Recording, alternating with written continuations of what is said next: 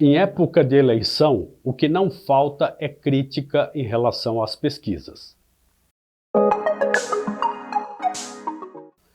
Olá, eu sou Marcos Vessoso, seja muito bem-vindo ao nosso canal.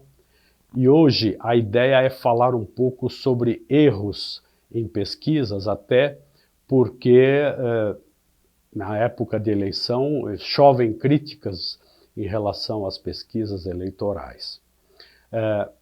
Primeiro ponto, eu não sou um especialista em pesquisa eleitoral, mas como professor dessa disciplina, me pediram para comentar, fazer algumas reflexões sobre esses erros comentados sobre pesquisas eleitorais, e eu escolhi fazer isso depois das eleições, até porque o debate mais acalorado já está um pouco mais ameno a respeito disso.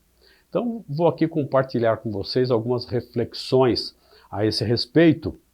E assim, com que intuito? O intuito é deixá-lo mais preparado para que nas próximas eleições você não acompanhe só os resultados de pesquisa, mas acompanhe com um pouco mais de fundamentos, as críticas que se fazem em relação às pesquisas, até para que você não caia no discurso fácil e simples de que sempre há manipulação de resultados, toda aquela teoria da conspiração em relação aos resultados das pesquisas, ok? Para isso, eu vou usar um esquema, quero que vocês me acompanhem nesse esquema, que vai falar sobre fontes de erros nas pesquisas, tá? Então vamos fazer as nossas reflexões a partir desse esquema. Você já deve estar vendo aí o esquema. Claro, primeiro de tudo, não é um esquema que eu inventei. Eu fiz uma adaptação a partir de uma literatura consagrada a respeito. E a primeira fonte de erros que você está vendo aí é o erro amostral. E você repare que eu deixei até um esqueminha de um âncora de telejornal comentando, porque justamente esse é o erro que as pessoas mais conhecem. O erro amostral, ele é típico do processo de pesquisa. É aquele que o âncora do telejornal fala, os resultados podem variar 2% para cima, 2% para baixo.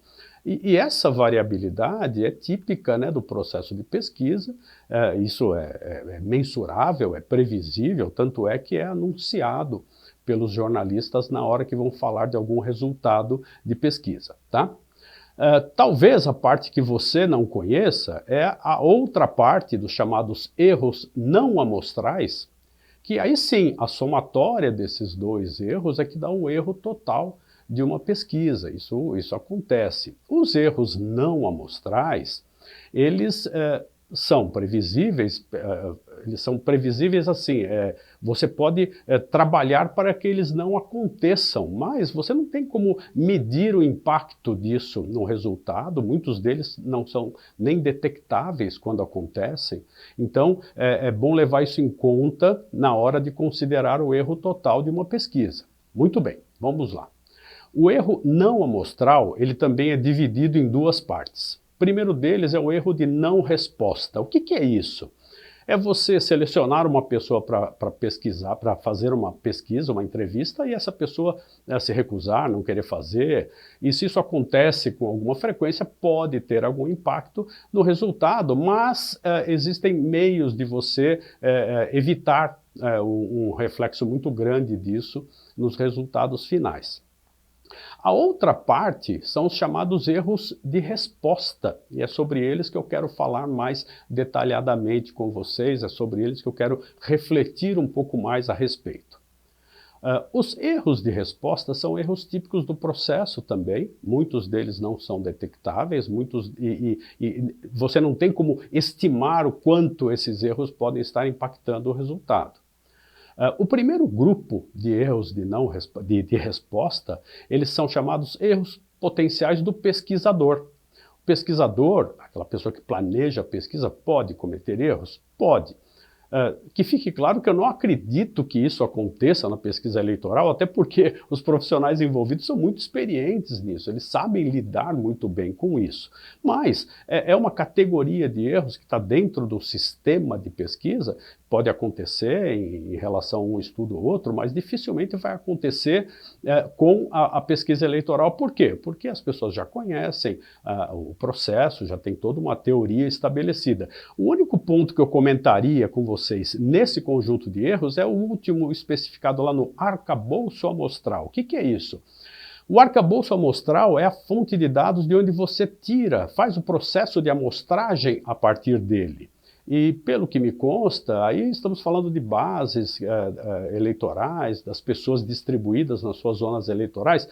Eu não sei dizer o quão precisas são essas fontes, então pode existir alguma fonte de erro a partir dessas bases? Pode, né? Mas vamos levar em conta que as bases são bem estabelecidas e que não há muita possibilidade de erro a partir daí. Os demais que estão aí especificados são erros do processo de planejamento e de análise que certamente não acontecem por conta até da experiência e do conhecimento que os profissionais envolvidos têm em relação a isso. A segunda possibilidade é de erros que vêm do próprio entrevistador, daquela pessoa que aplica a entrevista, que aplica um questionário, né?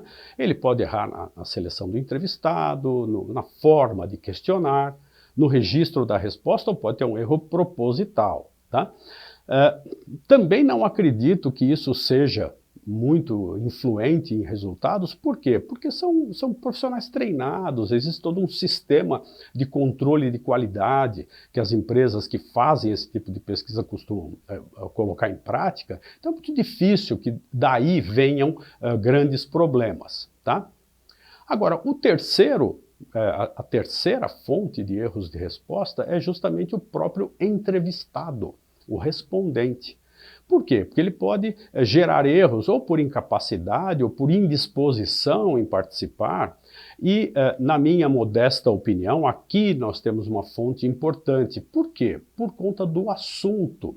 É um assunto muito sensível, você falar de política na época de eleição, então os humores podem ser muito variados, as pessoas podem mudar de opinião com certa rapidez, né? Então, assim como outros temas em pesquisa, são temas muito sensíveis.